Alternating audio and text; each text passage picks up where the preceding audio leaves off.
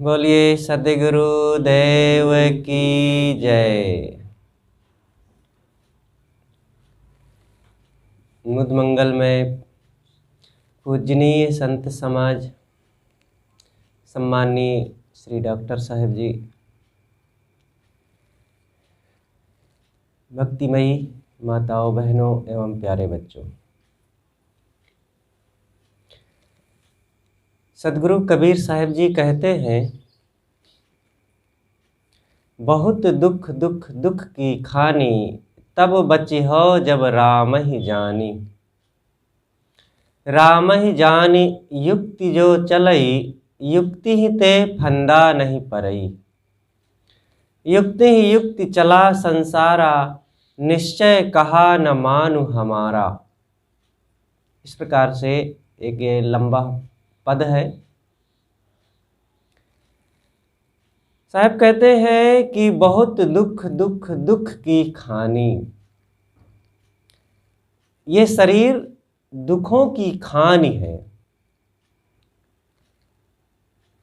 साहब 3 बार जोर देते हैं, दुख दुख दुख, बहुत दुख है। ये जीवन में क्या मिलता है? केवल दुख। जब किसी बात पर जोर देना होता है तो 3 बार कहा जाता है। त्रयवाचा, हमारी भारतीय परंपरा में त्रयवाचा का नियम है। जब कोई किसी बात को निश्चित पूर्वक और जोरों से कहता है तो कहता है कि मैं ये बात नहीं मानूंगा, मैं ये बात नहीं मानूंगा, मैं ये बात नहीं मानूंगा। शपथ भी 3 बार लिया जाता है। मैं इस बात को निभाऊंगा, मैं इस बात को निभाऊंगा, मतलब जोर देना कि यह सच है, मैं ऐसा ही करूंगा। वैसे सद्गुरु कबीर साहब जी कहते हैं कि यह शरीर दुखों का घर है। ऐसा क्यों कहते हैं? वे दुखमय क्यों कहते हैं? क्या उनके कहने से ये दुखमय हुआ है? कहने से नहीं, वास्तव में ये मानव जीवन दुखमय है, इसलिए वे कहते हैं। तो दुखमय है तो किया क्या जाए? साहब फिर क्या निराशा के वचन कहते हैं? निराशावादी नहीं है वे। निराश होने के लिए नहीं कहते हैं। वे इसलिए कहते हैं कि हे इंसान, तुम अपने दुखों को समझो और समझ करके इन दुखों को निकालो। जब हम समझेंगे नहीं तो दुखों से बचने का उपाय करेंगे कैसे? इसलिए जाने हम दुख क्या है। कुछ दुख होते हैं जो बाहर से आते हैं, कुछ दुख होते हैं जो भीतर से बनाए जाते हैं। भीतर से बनाए जाते हैं दुख। बाहर वाले दुख हैं, जैसे कि कहीं जा रहे थे और रास्ते में पैर कहीं टकरा गया, चोट लग गई। सामने से बैल आ गया और मार दिया। कोई गाड़ी वाला आ गया, टकरा दिया। और जा रहे थे, पेड़ से ऊपर से डाली टूट पड़ी। ये अनेक प्रकार के बाहर के दुख हैं। उसमें हमारा सीधा दोष नहीं है, यद्यपि दोष उसमें भी है किसी ना किसी ढंग से। हमारे पूर्व प्रारब्ध का वो परिणाम है, वर्तमान का नहीं है। वर्तमान में कोई गलती नहीं हुई है और फिर भी तकलीफें आ जाती हैं, दुख आ जाता है, तो इससे पता चलता है कि ये हमारे प्रारब्ध का है।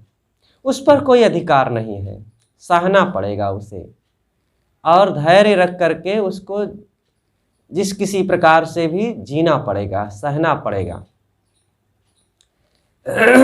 जो हमारे अधिकार में है और जिस दुख से हम आज बच सकते हैं और उसका हमारा सीधा संबंध है, वह है हमारे बनाए हुए दुख। वो बनाए हुए दुख क्या हैं? वर्तमान की असावधानियां, वर्तमान की कुछ भूलें, गलतियां, वो पाप कर्म हमारे जो इच्छाओं, कामनाओं, वासनाओं, आदतों के अधीन होकर के, अहंकार, कामना के अधीन होकर के, लोभ लालच वश हम कुछ अन्यथा कर डालते हैं। तो ये हमारी सीधी गलतियां हैं। इन गलतियों को हम छोड़ सकते हैं, और छोड़ने के लिए जब जानेंगे कि ये हमारी गलती है तभी न छूटेगी। तो सदगुरु कबीर कहते हैं, बहुत दुख दुख दुख की खानी। शरीर है, शरीर में अनेक रोग लग जाते हैं, एक दो नहीं, शरीर रोगों का घर है।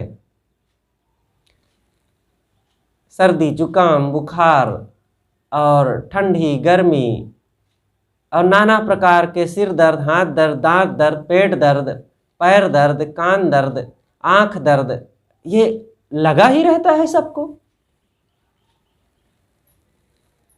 तो पारिवारिक दुख होता है।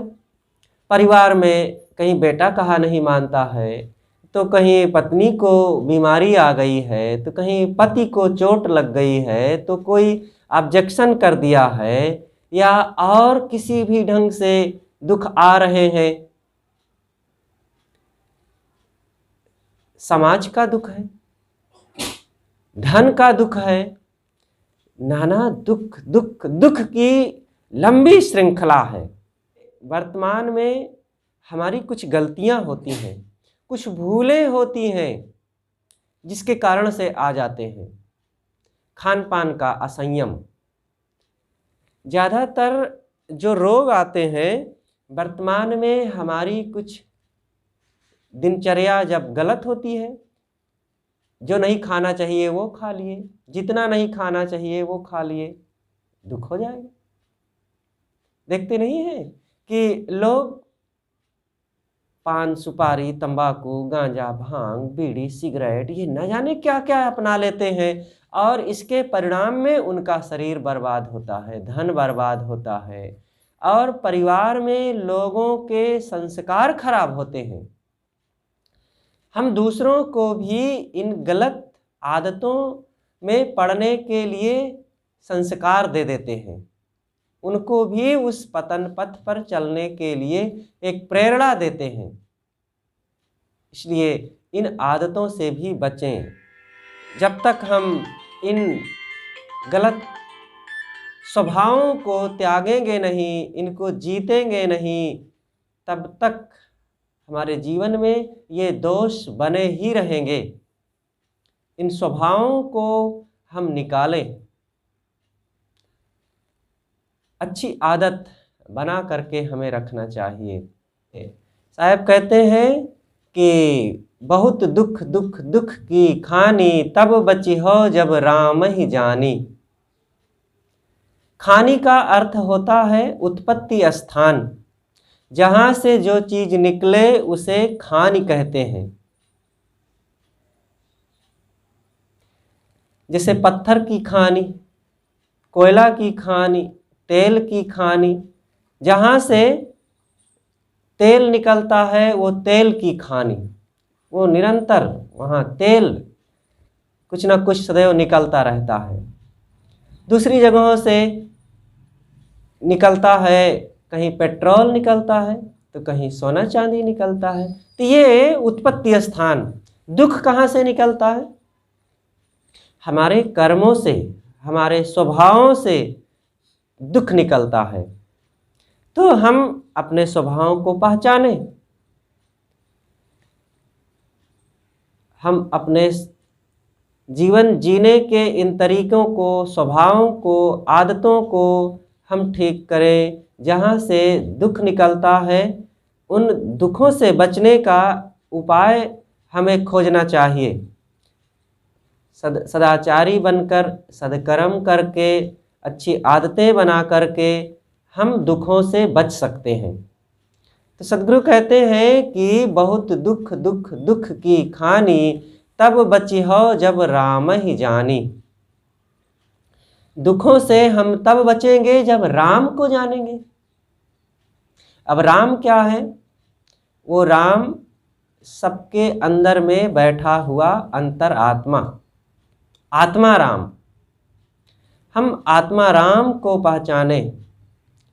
मेरे अंदर में जो बैठा हुआ चेतन जीव है, वो अविनाशी आत्मा, वही आत्मा राम है, वही चेतन जीव है। वो मेरे अंदर में बैठा हुआ अविनाशी, वो निज स्वरूप, ये मेरी अपनी कमाई है। सद्गुरु कहते हैं कि जब हम आत्मा राम को जानेंगे तब दुखों से छुट्टी पाएंगे। तब बची हो जब राम ही जानी। हम अपने आप को भूल करके विषयों में, लोभ में, मोह में, दुर्व्यसनों में, दुर्गुणों में, विवाद में फंसते हैं। जब अपने आप को हम नहीं पहचानते हैं तो गलत आदतें बना बना करके हम अनेक जगहों में गलत आदतों में भटकते हैं।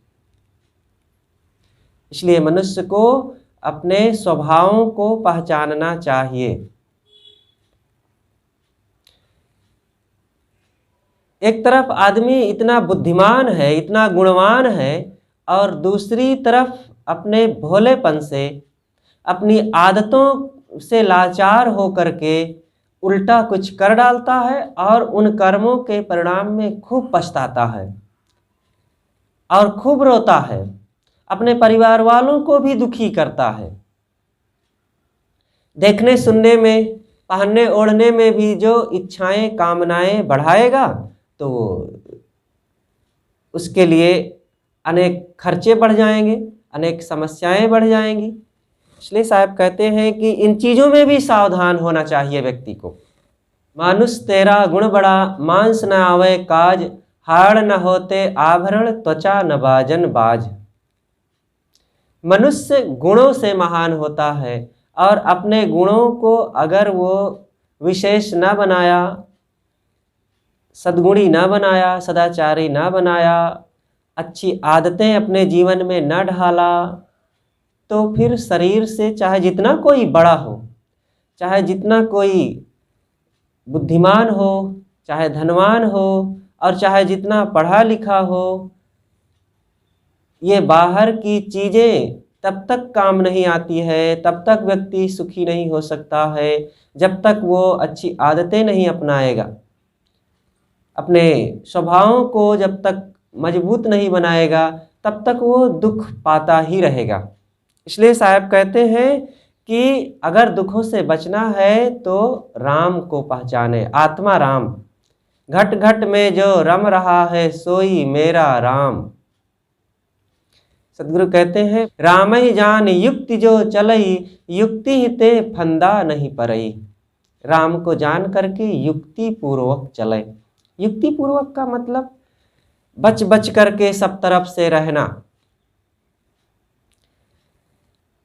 जब तक हम सद्गुणों को अपनाएंगे नहीं, क्रोध को छोड़ेंगे नहीं, लोभ से बचेंगे नहीं, विवाद से अपने मन को समेटेंगे नहीं, तब तक हम समस्याओं से, ये मानसिक उलझनों से बच नहीं सकते।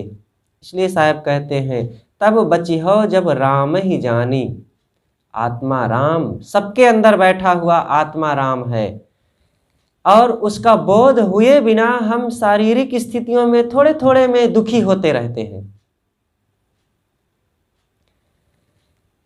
हम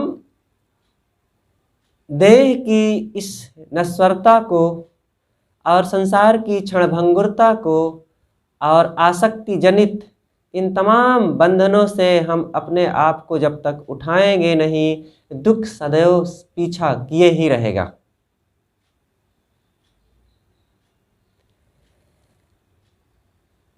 युक्ति पूर्वक, युक्ति बहुत बड़ी चीज है। युक्ति का मतलब तरीका, जीने का ढंग, खाने का ढंग, पहनने का ढंग, यही तो युक्ति है। एक व्यक्ति जब युक्ति पूर्वक नहीं चलता है तो छोटा सा काम भी बड़ा कठिन हो जाता है। ये मकान कैसे बन गया है? बड़ी युक्ति पूर्वक नींव खुदाई करके कॉलम तैयार किया गया, दीवार तैयार की गई, बीच बीच में अलमारियाँ, दरवाजे, खिड़की आदि वो भी सब बनाए गए। और फिर छत ढालने के लिए पहले एक नकली छत बनाई गई, लकड़ी दे करके सरिया लगाया गया, और फिर मसाला डाला गया, और फिर पकाया गया, और पकने के कुछ दिन बाद फिर उस नकली छत को खोला गया और छत खड़ी है। फिर वर्षों वर्षों, यहाँ तक कि कुछ ऐसे मकान होते हैं 100 साल तक, 100 से ज़्यादा वर्षों तक वे मकान खड़े रहते हैं। तो युक्ति पूर्वक ये काम हुआ। युक्ति पूर्वक धीरे धीरे एक एक लोहा के कल पुर्जे जोड़ते जोड़ते और एक गाड़ी तैयार कर दी जाती है, और आदमी उसमें सामान लाद करके बैठ करके दूर चला जाता है। युक्ति पूर्वक ही आज देखो ये माइक, मोबाइल, मशीनें, टीवी आदि वैज्ञानिकों ने बनाया और कितना उसका लाभ लिया जाता है। ऐसे ही युक्ति पूर्वक दुख मिटाया जाता है। अगर युक्ति नहीं अपनाए जाएंगे तो हमारे दुख नहीं मिटेंगे। युक्ति पूर्वक जीने की कला सीखना चाहिए, सत्संग में जाना चाहिए, संतों के पास बैठ करके उनके विचारों को सुनकर जीवन में अपनाना चाहिए। संत क्या बताते हैं? कहते हैं कि अपने मन को पवित्र करो। मन की पवित्रता कैसे होगी? दयावान बनने से, क्षमावान बनने से, सहनशील बनने से। ये छोटे छोटे जो शब्द हैं, इन शब्दों में बड़ा अर्थ समाया हुआ है, और इन शब्दों को जब अपनाया जाता है तो इससे हमारे इंद्रियों में, मन में पवित्रता आती है, और ये मन की पवित्रता ही रहनी बन जाती है, और फिर ये रहनी ही हमें सुखी बनाता है, और फिर इसी तरीके से हमारे अंदर के दुख निकल जाते हैं। तो ये छोटी छोटी चीजों को हर इंसान को ध्यान देना चाहिए। यही युक्ति है। इस युक्ति को जब नहीं अपनाया जाता है तो फिर धीरे धीरे दोष आने लगते हैं, और वो दोष आने में समय नहीं लगता, वो बुलाना नहीं पड़ता, क्योंकि वो मन की तो आदत है, पुरानी आदत, जन्मों जन्मों से उलझने की, दुखी होने की, लोभ लालच करने की, मोह बैर करने की, विवाद करने की, और जैसे तैसे जीवन जीने की ये आदत है। जन्मों जन्मों के संस्कार हैं सबके अंतःकरण में जमे हुए। बंधन तो हमने बहुत बनाया है, ये पुरानी आदत है बंधनों में बंधने की, क्रोध करने की, लोभ करने। जब हम पशु थे पूर्व जन्मों में तब भी क्रोध था। इसे ही कारक सिद्धांत में हमारे संतों ने देखो कहा है, पशु कर्म, 60 पशु कर्म होते हैं। भोजन, छादन, मैथुन, भय, निद्रा, मोह, ये पशु कर्म। और ये पशु कर्म पशुओं में तो होते हैं, मनुष्यों में भी होते हैं। मनुष्य भी भोजन करता है और पशु भी। मनुष्य भी भवन में रहता है, मकान में, और पशु भी। इसी प्रकार नींद भी, मोह भी, मैथुन भी, ये मनुष्य भी करता है और पशु भी करते हैं। तो इनका सुधार करना, इनको छोड़ा नहीं जा सकता है, आखिर खाना पड़ेगा ही, और घर में रहना पड़ेगा ही, और संसारी जीवन में लोग परिवार भी चलाते हैं। इन सब का सुधार होते चलना चाहिए। इन सब में लोभ ना बढ़े, मोह ना बढ़े, आसक्ति ना बढ़े। तो इस प्रकार से जब इनका सुधार हो जाता है तब जीवन हमारा बहुत कुछ परिमार्जित हो जाता है, कल्याण की तरफ आगे बढ़ने लगता है। यही है सुधार, यही है युक्ति, यही है मनुष्य जीवन में दुखों से छूटने का तरीका। नहीं तो दुख ना बाहर हमारे दिख रहे हैं और ना इसको कोई डॉक्टर साहब, वकील साहब, मास्टर साहब किसी ढंग से निकाल सकते हैं। दुखी होने से अगर बचना है तो यही है, युक्ति पूर्वक चलना, सद्गुणों को धारण करना। थोड़ा सा सामान लेकर के चलना बड़ा कठिन होता है ना, अगर युक्ति ना अपनाया जाए तो। 1 किलो चावल लेकर के चलना भी कठिन हो जाता है। अब हाथ में कोई दे दे 1 किलो चावल, कैसे लेके चलेंगे? लेकिन उसको एक युक्ति बनाया गया। कैसे ले भाई? तो एक कपड़ा में उसको लपेट करके बांध लिया गया। कपड़ा में जब बांधा गया तो बहुत सरल है, एक उंगली से भी लटका करके उसको हम चल दिए। एक थैली में भर लिए चावल को और पकड़ करके चल दिए, बहुत सरल हो गया। अब देखिए, एक थैली युक्ति हो गई, एक कपड़े में बांध लेना एक युक्ति हो गई। और 1 किलो क्या, और ज्यादा हो जाए तो बोरी में भर ले, लेकर चल दें, साइकिल में रख लें, मोटरसाइकिल में रख लें और तेजी से चल देंगे। और इतना ही नहीं, हजारों बोरा भी हम एक गाड़ी में लाद लें, ट्रेन में रख लें और दूर पहुंच सकते हैं लेकर के। एक युक्ति हुई। ऐसे युक्ति पूर्वक जब काम किया जाता है तो बड़े कठिन काम भी सरल हो जाते हैं। इसी तरह जो मन मोह में, आसक्ति में और अज्ञान में, अंधविश्वास में फंसा हुआ है, इसी को जब गुरु ज्ञान की युक्ति ले लिया जाता है, सदाचार और सदकर्म की युक्ति अपना लिया जाता है, तो अपने आप फिर वो मन का दुख निकलने लगता है। मीठी वाणी एक युक्ति है। देखिए, आपस में, परिवार में कहीं कहीं कलह होता ही रहता है। अब युक्ति अपनाए गए, सहनशील बन जाएं, धैर्य रख लें, क्षमा कर दें, गम खा करके रहें, मीठा बोलें, ये युक्तियों को जब अपनाया गया तो समस्या समाप्त, विवाद खत्म, दुख मिट गया। और जब ये युक्ति ना अपनाया गया तो फिर विवाद बढ़ जाता है, आपस में तनाव आ जाता है और घर परिवार में फिर एक दूसरे से बात नहीं, कलह हो जाता है। और कितना दुख बढ़ गया, असंतोष। चीज़ें हैं, रुपए पैसे हैं, घर है और बड़ी सुविधाएं हैं, सब पढ़े लिखे भी हैं, बुद्धिमान भी हैं, लेकिन जब प्रेम घटा और बैर बढ़ा, इच्छाएं कामनाएं बढ़ी, बोलने का तरीका ना अपनाया गया, दुख बढ़ गया। तो इन दुखों से बचने के लिए यही सारी युक्तियां हैं।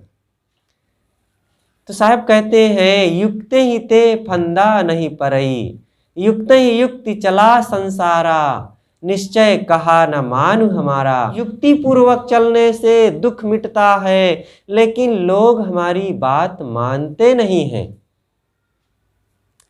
इसलिए हमें संतों की, गुरुजनों की बातों को मानना चाहिए। मानना यही है कि अपने स्वभाव को अज्ञान की तरफ से, मोह की, आसक्ति की, अहंकार की तरफ से लौटा करके विनम्रता, शांति, सद्गुण, धैर्य, क्षमा, गम, संतोष की तरफ ले चलें, गुरु भक्ति की ओर ले चलें। जिस परिवार में भक्ति का अभाव होता है वहां पर उसके विपरीत अनेक आदतें आने लगती हैं। भक्तिहीन नर सोहें कैसे, विष रस भरा कनक घट जैसे। भक्तिहीन मनुष्य चाहे जितना सुंदर हो, जवान हो, धनवान हो, बुद्धिमान भी हो, लेकिन भक्तिहीन है। भक्तिहीन का मतलब होता है अहंकारी। भक्तिहीन का मतलब होता है कि सदाचार विहीन, दुर्गुणों में डूबा हुआ व्यक्ति। ऐसा व्यक्ति वो बीड़ी भी पिएगा, शराब भी पिएगा, मांस भी खाएगा और वो जा करके मंदिर मस्जिद और बाह्य कल्पनाओं में, आडंबरों में अपने तन मन को समर्पित करता रहेगा और बोध विचार को बिल्कुल त्याग देगा। देह की बुद्धि बनी रहेगी, काम क्रोध में जलता रहेगा। ये भक्तिहीनता का परिणाम है। इसलिए हम लोग भक्तिवान बन करके, विनम्र बन करके, सद्गुणों को अपना करके इस मानव जीवन को कल्याण की दिशा में ले चलें, शांति के पथ पर लगावें। जो व्यक्ति सद्गुणों को नहीं अपनाएगा और भक्तिहीन होकर के दुर्गुण और दोषों में पड़ करके जीवन को खराब करता जाएगा, उसका जीवन जो अनमोल जीवन है, मानव जीवन कितना अनमोल है। संतों ने बारंबार इसकी प्रशंसा की है कि बड़े सौभाग्य से मानव जीवन मिलता है, बड़े भाग मानुष तन पावा, सुर दुर्लभ सदग्रंथन गावा।